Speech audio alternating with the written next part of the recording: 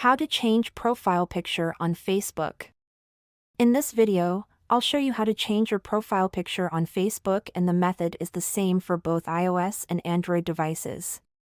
First, open the Facebook app on your phone and make sure you are logged in. Then, tap on your profile picture either in the top left or in the bar at the bottom of the screen. Once you're on your profile, tap on your current profile picture. Select Choose Profile Picture from the option that appear. Choose the photo you want from your gallery, or take a new one using your camera. Once you've selected the photo, you can edit it or add frames if you want to. You can also choose whether or not you want it on your friend's news feed, where I will just unmark it, so it doesn't appear on my friend's news feed that I have changed my profile picture. Then when you are done, tap Save in the top right corner, and that's it. You've successfully changed your profile picture on Facebook.